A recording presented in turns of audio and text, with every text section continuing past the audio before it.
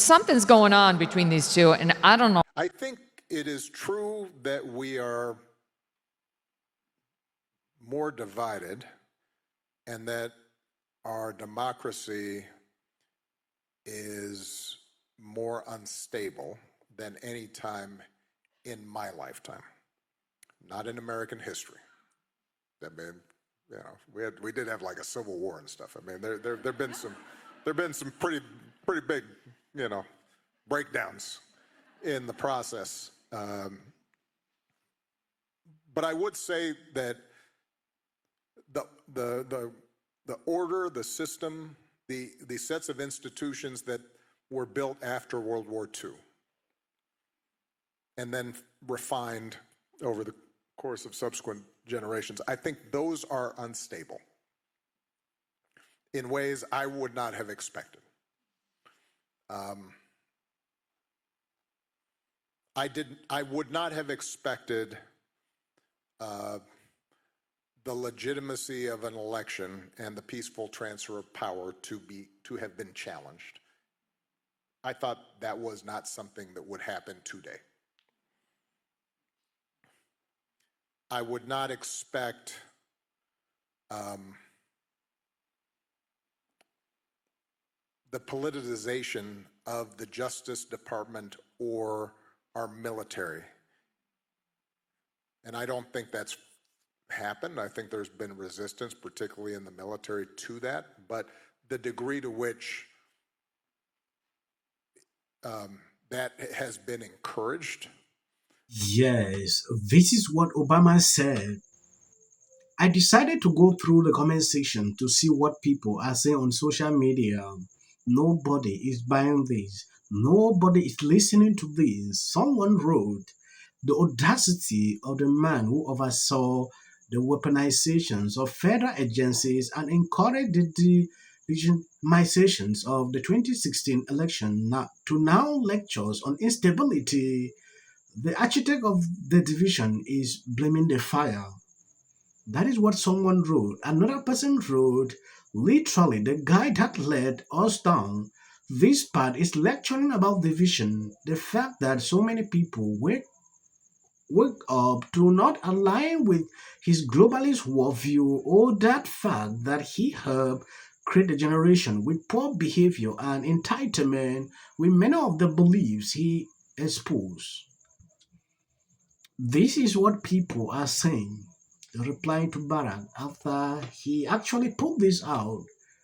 If you notice, he went off on Trump without calling Trump's name. Yeah, if you understand what he's talking about here, that should tell you a lot. There is something he also said about the mainstream media that drew my attention. Take a look at this. Big debate going on in my comments right now about Barack Obama. A lot of people think that Obama is the one that started the foolishness that we're experiencing right now, and he perpetuated race relations to the level that it is today.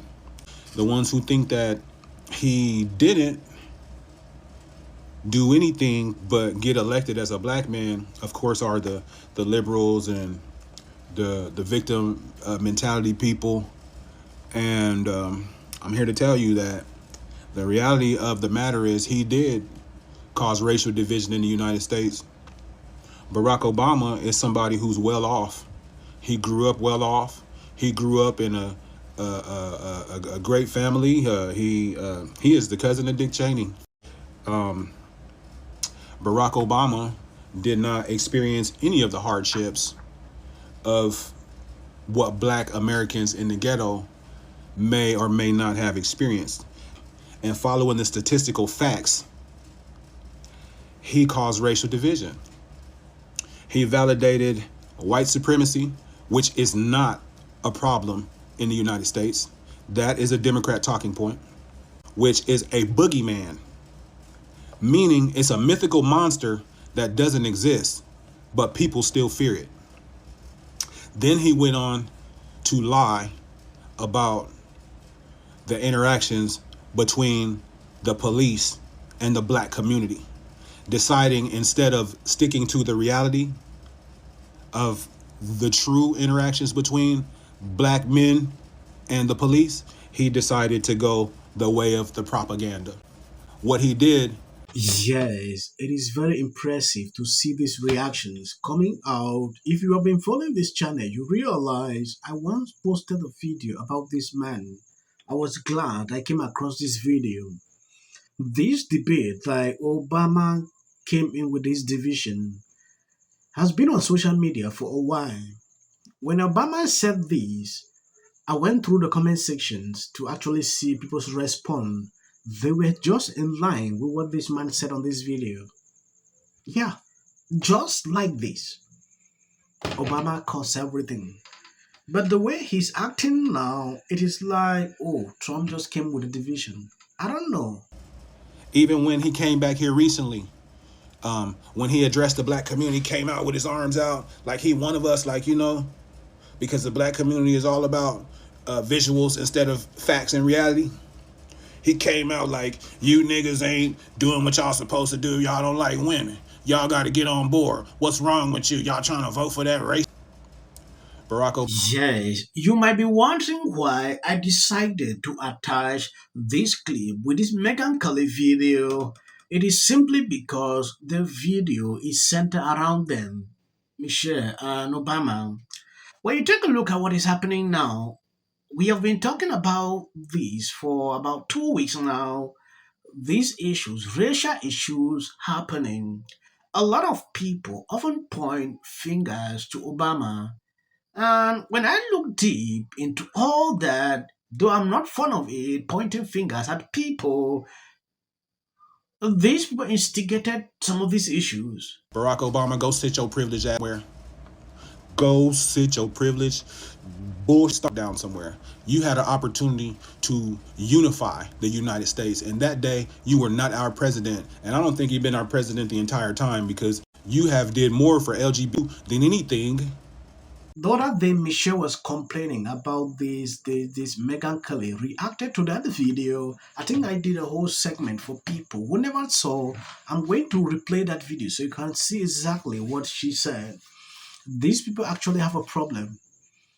If you love what I'm doing here, please subscribe and always check if your notification is on, because people complain like they don't see my notifications when I post a video.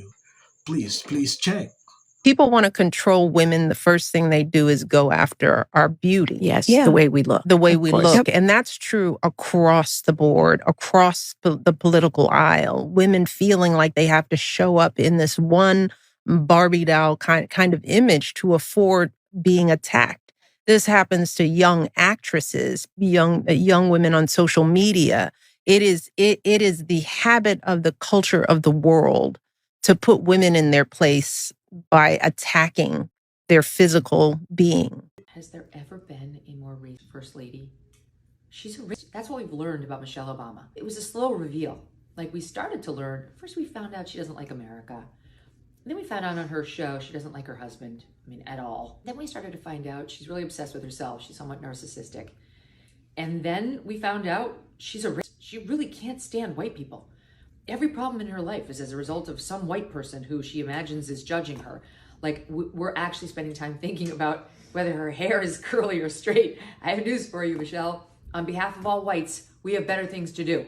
So get over yourself. Michelle Obama saying that white people can't understand what black women go through with their hair. This is her saying it, not me. That black people can't swim is because of white people's standards for their hair, which is patently untrue. And by the way, as I've said before, look at my hair. Do you know what it takes to protect this hair when I go swimming? And I swim all the time. I have to put a mask on the hair. I have to put a swim cap on the hair. I have to get out of the pool as soon as I'm done doing my laps. I have to shampoo it in a 4-step process that isn't cheap to do. It's lengthy, but that's the cost of doing business. So Michelle, the cost of doing business to be America's first black lady is to just have a little grace and a little dignity, and stop blaming all the white women who you need to buy your book to make it a bestseller for all your problems. You can see she's sidling up to her like newfound truth talker role. Like, she's across from that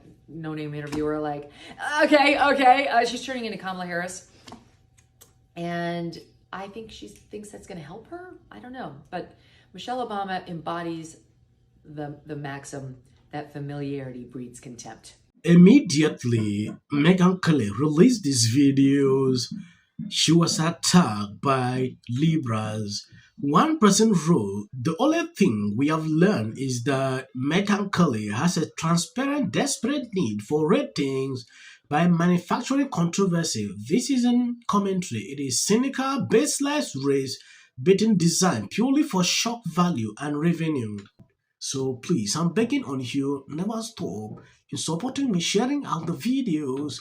God bless you abundantly. I'm called Ransom, that is my name. And as of the short clips you usually see at the end, that is for the YT algorithm. I at least don't go out and just tell lies. But you did lie. Who also is that you better come at us with facts and truth. else who's alive and decides that they want to which is going to force the party to spend millions of dollars. Of the party. Over 40, he beat Hillary by 41 points. Right. And this ain't got nothing to do with color. This ain't got nothing to do with color. It's either God's side or Satan's side. politic. He even get an off. If the Democrats... Because how many times do somebody asks? 4. J.D. Vance should be the next president of the United States. If you want to serve in the American... Give interviews, I don't Right. J.D. Vance should be the next president of the United States. Happening at the moment. Yeah. President Obama. is blatant censorship. Because he says he has a team of fact checkers. The FCC. Want them to stop fooling around with my right to say what I feel. Americans, it's a part of who we are. Because that is really something that didn't happen before. Does anybody else watch The View? Because I think there's... I'm going to say one. Look, there are certain rules of free speech that we must all like. To have a television show. To spreading lies. Somebody to get up there, not Said that he doesn't. Dave Chappelle. Without of interest. I mentioned last night Trump was bragging about. Surprised to see Darth Renner. Between now... 60 minutes for editing. This huge thread that went hugely viral has like 35